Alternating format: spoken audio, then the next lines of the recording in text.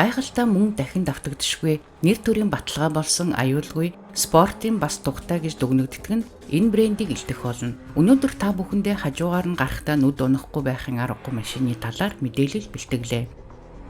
Энэ бол Porsche маркийн машины тухай юм. Porsche брендийн түүх маш баялаг. Тэрээр дайны дараах Герман улсад бүтээгдсэн, олонний талархлыг хүлээсэн мөн нэр хүндийн баталгаа болж чаджээ. Porsche нэр хүндтэй болтлоо тийм ч ямар замыг туулсангүй. Бүх зүйл 1875 оны 9 дугаар сарын 3-нд одоогийн Чех улсын Мохерсфорд гэдэг жижиг хотод зэгсчин Porsche-гийн гэр бүл Фердинанд гэдэг хүү төрснөөс эхэлжээ. Porsche-гийнхэн чинэлэг айл байсангүй. Гэхдээ бас ядуу гэр бүл биш байлаа. Фердинандын эцэг Антон Porsche засварын газартаа байсан ба хоттой нэр хүндтэй хүн байжээ. Фердинанд дээрийн нэг ихч бас нэг ахтай. Уг нь аав нь том хүүдээ өв уламжлаа үлдэхийг хүсэж байсан ч тэрээр засварын газартаа ажиллаж байхдаа золгуул тохиоллоор нас барсан байна. Ингээд баг хүүдээ төмрийн ажлаа өвлүүлжээ. Ирээдүйн машин зохион бүтээгчийн бичиг үсэг заасан анхных нь багш нь ээж нь байлаа. 12 наснаасаа эхлээд аавда засварын ажилтанд тусалж эхлэв. Удалгүй хүү зэрэгэлдээ хоттой оройн сургуульд орж дуугаар хичээлдээ явдаг боллоо. Ингэж хүүгийн багнаас аавын засварын газар 10 км-ийн зайтай сургууль хоёрын хооронд өнгөрсөн байна.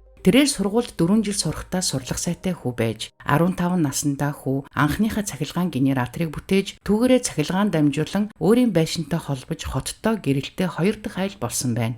Фердинанд 18 нас хүрээд Вен хотыг зорилоо. Аавынхаа засварын газар ажиллаж хуримтлуулсан мөнгөөрөө Вен хотын захын дүүрэгт байр хөлсөлж ажил хайж эхлэв. Дээд боловсралгүй байсан тэрээр сонин дээрээс лонер үйлдвэрт ажилтан авах зарыг олж харлаа. 4 жилийн дунд сургуулийн боловсралтай хүү тэр үедээ зүтгүүр болон электрон машин үйлдвэрлэдэг үйлдвэрийн гадаа ирсэн байна. Залуу хүү уг үйлдвэр зохион бүтээгчээр ажиллана гэхэд нь 36 настай Людвиг Лайнер эхлээд инээж байсан гэдэг. Гэхдээ төрлөх хотоос нь бичиж өгсөн тодорхойлтыг хараад нүдэндээ итгээгүй гин.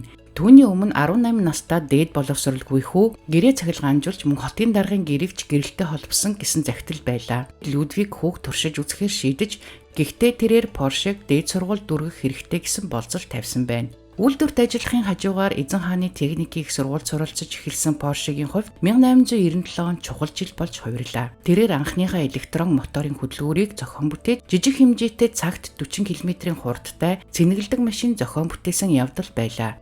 Тухайн машинаар цаг л явдаг байсан байна. Лойнер Porsche гэж нэрлсэн машин нь 2 электромотортой, мотор төс бүр нь 2.5 морины хүчин чадалтай. Электромоторууд нь урд дугуйн дээр байрладаг байж. Гэхдээ уг машин нь 100% электрон биш байлаа. Бага хэмжээтэй бензин хөдөлгүүр байрлуулсан байна. Тэр нь генераторыг тэтгдэг, генератор нь цахилгаан гаргаж, тэр нь аккумуляторыг цэнэглэнэ. Цахилгаан хөдөлгүүр хүчээ авч, энэ нь анхны гибрид машин болжээ. Энэ бүтээсэн машиныхаа ачаар Porsche компани ерөнхий зохион бүтээгчээр томилогдсон байна. Тэгэхэд Фердинанд 24 настай байлаа. Ингээд цаашаа тэрээр өөрийн бүтээсэн машинаараа Гран При авсан бөгөөд их сургуулаа дүүргэж техникийн мэдлэг олж авсан Porsche машин зохион бүтээх ажилдаа ханцуу шамлан орлоо. 1906 онд тэрээр Astra Daimler гэх Венийн гол үйлдвэрт техникийн дарга ерөнхий зохион бүтээгчээр ажиллах болов. Мөн Porsche Alois'in Zeiss гэх бүсгүйтэй танилцсан гэр бүл болж 2 хүүхэдтэй болсон байна. Охин Луис болон хүү Ферри. Гэвч хайртай эхнэр нь 1920 онд хорвоог орхиж Фердинанд дахиж гэрлээгүй бөгөөд 2 хүүхэдтэй болон машин зохион бүтээх ажилдаа өөрийгөө зориулах болсон байна. Нэгэн сонирхолтой баримт хэлэхэд тухайн үеийн зүйлд холбоотулсан удирдах Сталин Porsche-г эх орондоо урьд зүйлд холбоотулсад машинаа үйлдвэрлэх санал тавьжээ. Тэрээр Оросд очиж агуу оронтой танилцсан ч Сталины саналыг хүлээн авахаас татгалзсан байна. 1923 онд Daimler-Benz AG компани ерөнхий инженерээр томилогдож хамгийн анхны Mercedes-ийн спорт загварын машинууд нь Porsche-гийн удирдлагын дор бүтээгдсэн байна. Энэ нь Mercedes 360 юм. Ингээд 55 нас хүртлээр тус компанид ажиллаад өөрийн машин зохион бүтээхээр ажилласаа гарчээ. Өөрийн нэрийн орчин үеийн хурдтай бас найдвартай унаа бүтээхийг хүсэж байлаа. Хүүтэйгээ зөвлөлдөөд 1931 оны 4-р сарын 25-нд өөрийн машин зохион бүтээх компаниа нээсэн байна. Түн удалгүй 1932 онд нацистууд төрийн эрхэнд гарч Гитлерээр удирдуулж эхэллээ. Гитлер өөрөө машин сонирхогч байсан бөгөөд тэрээр үндэсний үйлдвэрүүддээ энгийн Герман иргэн бур худалдаж авч чадах унааг зохион бүтээхийг даалгавар болгосон байна. Тэр нь 80 км-ийн хурдаас илүүгүй 100 км-т 5 литрийн түлш зарцуулах, үнэн нь 1000 маркаас үнэтэй биш байхаар машин зохион бүтээхийг даалгавар болгожээ.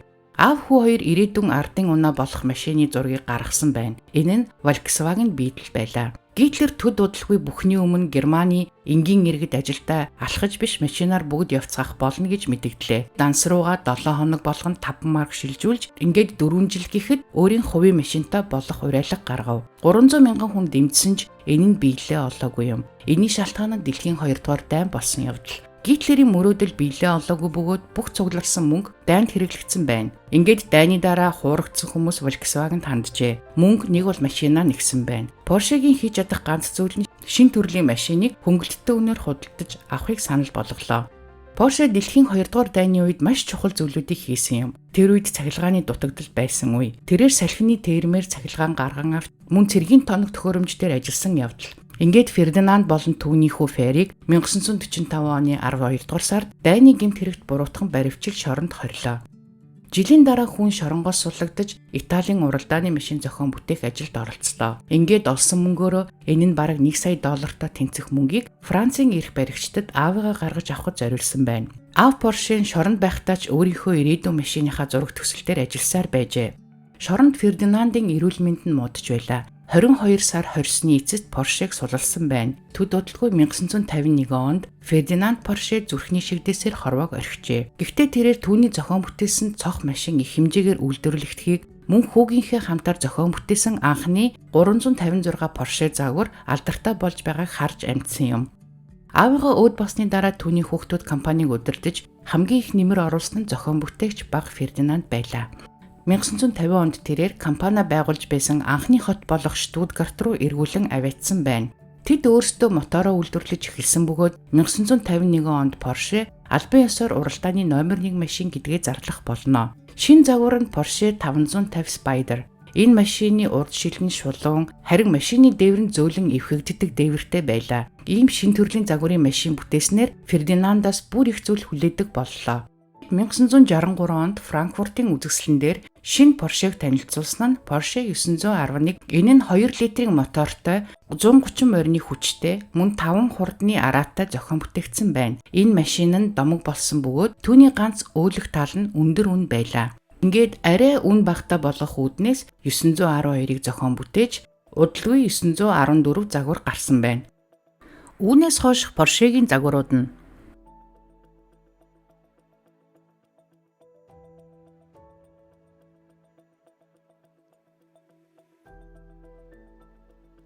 (2017) онд Porsche 911 түүхэндээ маш их хэмжээгээр зарагдсан байна. Мэдээж Porsche-гийн логоны талаар дурдахгүй байхын аргагүй юм. Энэ эмблем нь 1950 онд зохиогдсон бөгөөд хар улаан судал болон буугын эвэр нь Германы Württemberg мужийн сүлд бөгөөд эмблемний дунд байрлах азарганы дүрс нь хүч чадлыг илтгэсэн Штутгарт хотын бэлэг тэмдэг бөгөөд Porsche-гийн гэр бүлийнхний 2 дахь гэр Германы Швабия мужийн дүрс юм байна. Одоо Porsche Volkswagen-тай хамтарч мөн л өөр төрлийн төгс унааг зохион бүтээх ажилдаа яваа билээ. Компани 51% нь Porsche Automobile Holding SE эзэмшдэг бол 2009 оноос 49% нь Volkswagen AG эзэмшдэг болсон байна. Мөн Porsche компани хэсэг хувьцаа Франкфуртын хөрөнгийн биржээр зарагддаг. Porsche компани орлого 8 миллиард евро хүрчээ. Эдгээр онуудад 89 мянган автомашин үйлдвэрснээс 81850 машин зарагдсан байна. Ингээд Фердинанд Поршегийн хэлснээр төгс зүйл бүтээхийг хүсэж байгаа бол та өөрийн гараар л түүнийг бүтээ гэсэн үгээр энэ удаагийн бичлэгээ өндөрлөе. Анхаарал тавьж үзсэн та бүхэндээ баярлалаа. Дараагийн бичлэгээрээ иргэн уулзцгаая.